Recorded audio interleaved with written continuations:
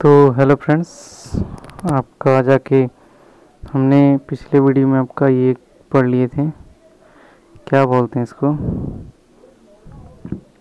जो हमारा वेद हमने पढ़ लिया था। वेद हमने पढ़ लिया था, ख़त्म कर लिए थे। अब हम वेद भी हो गया है, ये सब पुराण भी हो गया था, ब्रह्मचर्य वगैरह भी हो गया था। अब हम लोग क्या पढ़ेंगे, वैदिक काल। ठीक है, अब हम लोग वैदिक काल पढ़ेंगे। तो देखिए, इसमें वैदिक काल से लेकर राजपूत तक का अध्ययन किया जाता है। मतलब इसमें वैदिक काल से लेकर कहाँ तक, राजपूत काल तक अध्ययन किया जाता है। और वैदिक काल कितना है, 1500 BC से लेकर 600 BC तक का बीच, ये जो बीच होता है यही होता है कि हमारा वैदिक काल। ठीक है, अब हम लोग फिर इसको की और अब देखिए, वैदिक काल जो होता है ना, वो दो टाइप का होता है, एक ऋग वैदिक और एक उत्तर वैदिक। तो ऋग वैदिक हमारा 1500 BC से 1000 BC, और उत्तर वैदिक हमारा 1000 से 600 BC तक। और BC मतलब होता है ईसा पूर्व, और AC मतलब ईसवी। ठीक है, चलिए ये हो गया, वैदिक काल हो गया। अब हमारा वैदिक काल देखेंगे। वैदिक समाज के निर्माता आर्य थे। वैदिक समाज का जो निर्माता था वो कौन था, आर्य था। और आर्य मध्य एशिया मैक्समूलर से आए थे। वो कहाँ से आए थे, मैक्समूलर से आए थे। और भारत में सब सेंथो प्रदेश में 7 नदियों, मतलब 7 नदियों का प्रदेश, या पंजाब हरियाणा में बस गए थे। और बसा कहाँ था, यहाँ पे हरियाणा पंजाब, मतलब जहाँ 7 गो नदी है वो वहाँ पे बस गया था। आर्यों की भाषा संस्कृत थी। मतलब कैसा भाषा था, संस्कृत। देवताओं की भाषा थी, और वो देवताओं का भाषा है, जबकि आपको पता ही है। जिस कारण आर्य एवं स्वयं को श्रेष्ठ कहते हैं। इसी कारण आर्य क्या करते थे, अपने को श्रेष्ठ कहते थे। जिसे संस्कृत नहीं आती थी, अर्थात भारत का मूल निवासी को अनार्य या निम्न कहा जाता है। और जिसको संस्कृत नहीं आता तो उसको बोल रहा है कि वो अनार्य है। दक्षिण भारत का आर्यीकरण अगस्त ऋषि ने किया है, और उत्तर भारत का आर्यीकरण राजा विदे के पुरोहित पंडित गौतम राहुगढ़ ने किया। किंतु ये गंगा नदी को पार करके पटना नहीं पहुंच पाए, जिस कारण अथर्ववेद में पाटलिपुत्र को अछूतों की भूमि कही गई, और यहाँ के गंगा जल को पवित्र नहीं माना गया, और यहाँ के गंगा जल को पवित्र नहीं बोला। चलिए अब देखते हैं, ये इस समय सबसे प्रिय पशु जो था वो गाय था, और जो समृद्धि का और मतलब गाय क्या था, समृद्धि का संकेत था। गाय की हत्या करने वाले को मृत्युदंड दिया जाता था। राजा का मुख्य कार्य गाय के लिए युद्ध करना गविष्टि था। उस समय अर्थव्यवस्था का मुख्य आधार कृषि था। वैदिक समाज ग्रामीण सभ्यता थी। ऋग्वेद के 7वें मंडल में दशराज्य युद्ध की चर्चा है, जो आर्य और अनार्य के बीच हुआ है। उसमें आर्य विजयी हुए हैं। आर्यों का कबीला भरत था। इसी कारण उस समय जाति का निर्धारण कर्म के आधार पर होता था, और इसी समय मतलब जाति का निर्धारण कर्म के आधार पर होता था। किंतु उत्तर वैदिक काल में जाति का निर्धारण वंश के आधार पर होने लगा। उत्तर वैदिक काल में ही लोहे की खोज हुई, और उत्तर वैदिक काल में ही किसका खोज हुआ, लोहा का खोज हुआ। चलिए अब हम लोग इसका मैप द्वारा देखते हैं कि गॉड, तो ब्राह्मण, क्षत्रिय, वैश्य, शूद्र। तो व्यापार दूसरे की है नौकरी, शूद्र, इसके बाद वैश्य, इसके बाद क्षत्रिय, इसके बाद ब्राह्मण। सबसे प्रमुख ब्राह्मण, उसके नीचे क्षत्रिय, उसके नीचे वैश्य, उसके नीचे शूद्र। अब देखेंगे वैदिक काल की नदियां देखते हैं, जो कि बहुत ही इंपॉर्टेंट है, क्या नाम था क्या नहीं। तो प्राचीन काल में प्राचीन नाम, आधुनिक नाम। ठीक है, तो सिंधु को सिंध बोलते थे, विस्तृता का झेलक बोलते थे, सुवस्तु को स्वात बोलते थे, गोमती को गोमल बोलते थे, सदानीरा को गंडक बोलते थे, बिपाशा को ब्यास बोलते थे, क्रूप को कुर्रम बोलते हैं, कुभा को काबुल,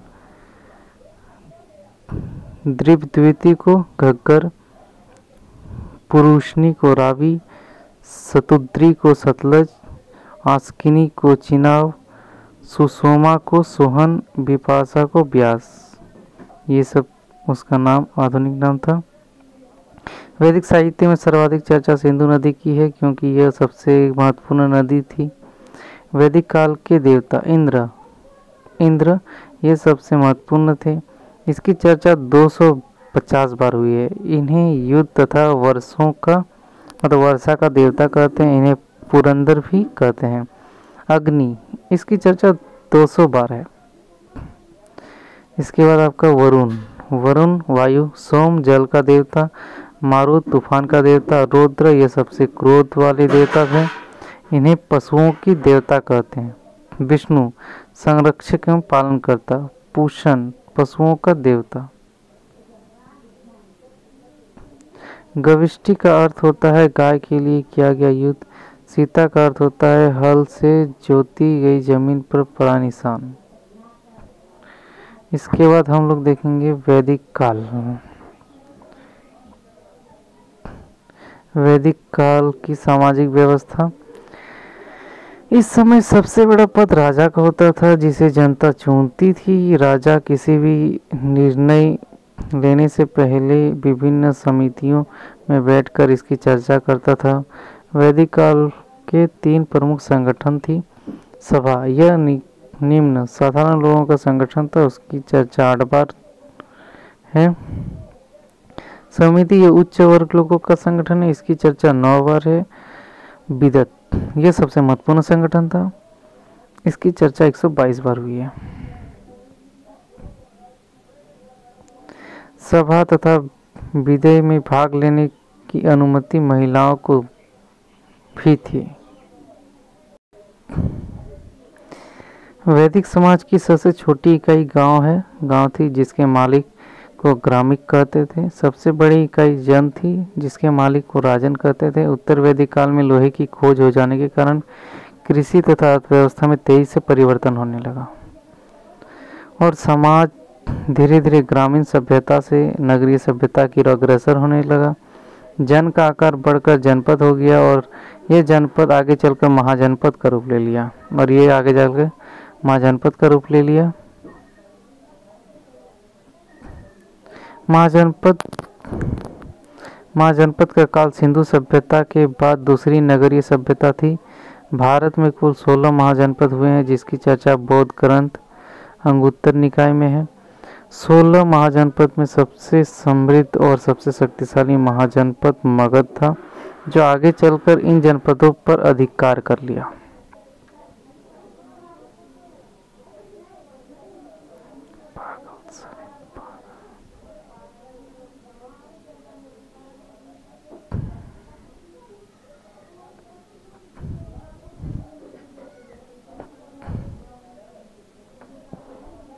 वैदिक काल में टैक्स को बलि कहते थे जबकि देवता को खुश करने के लिए पशु की बलि दी जाती थी।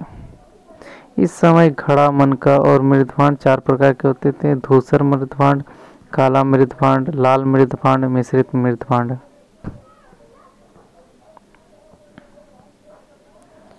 सर्वाधिक प्रचलन धूसर मृदभांड था जिस पर चित्र बने होते थे जिसके कारण इसे चित्रित धूसर मृदभांड भी कहते थे। मिश्रित मृदभांड लाल एवं काला दोनों का मिश्रण होता था। इस समय 3 प्रकार के यज्ञ का प्रचलन था। अश्वमेध यज्ञ, इसमें घोड़ा को यज्ञ करके छोड़ दिया जाता था। जहाँ तक घोड़ा जाता था वहाँ तक का क्षेत्र राजा ले लेता था। घोड़ा को रोकने वाले व्यक्ति को राजा से युद्ध करना पड़ता था। जो घोड़ा को रोकेगा उसके साथ युद्ध करना पड़ेगा। वाजपेयी यज्ञ ये राजा के शक्ति प्रदर्शन के लिए होता था। इसमें रथों की रेस लगाई जाती थी। राजसूय यज्ञ, राज्याभिषेक के समय इस यज्ञ को भी किया जाता था। उत्तर वैदिक काल में जब अंति रंजी खेरी से लोहे की खोज हुई तो उत्तर वैदिक काल की अर्थव्यवस्था पशुपालन के स्थान में से कृषि पर आधारित हो गई।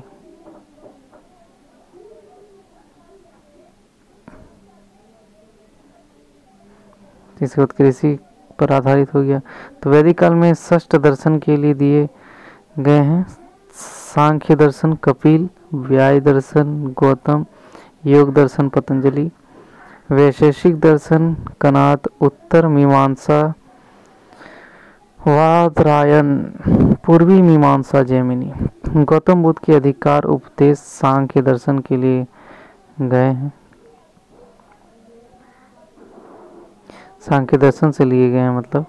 और सिंधु सभ्यता और वैदिक सभ्यता मतलब वैदिक सभ्यता में अंतर भी देखना पड़ेगा ना, क्योंकि वो भी इम्पोर्टेंट है कि अब सिंधु सभ्यता क्या है और वैदिक सभ्यता में क्या क्या डिफरेंट है।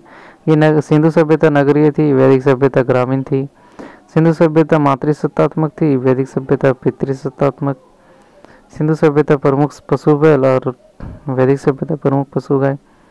सिंधु सभ्यता नियोजन, वैदिक सभ्यता सामाजिक नियोजन। सिंधु सभ्यता युद्ध से परिचित नहीं थे और वैदिक सभ्यता गाय के लिए युद्ध होता था। सिंधु सभ्यता में कांसे की खोज हुई और वैदिक सभ्यता में लोहे की खोज हुई। सिंधु सभ्यता में कृषि और व्यापार दोनों होता था और वैदिक सभ्यता में कृषि और पशुपालन होता था। सिंधु सभ्यता में शिव और मातृ देवी की पूजा होती थी और वैदिक सभ्यता में इंद्र महत्वपूर्ण देवता था।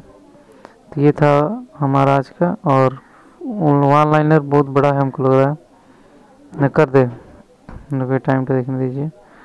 नहीं अब नहीं हो पाएगा, आज के लिए इतना ही। वन लाइनर को कल करेंगे, बहुत ही इम्पोर्टेंट है वन लाइनर भी। तो बने रहिए हमारे साथ। आई होप आपको अच्छा लगा है। अच्छा लगा तो वीडियो को लाइक कीजिएगा। Thank you.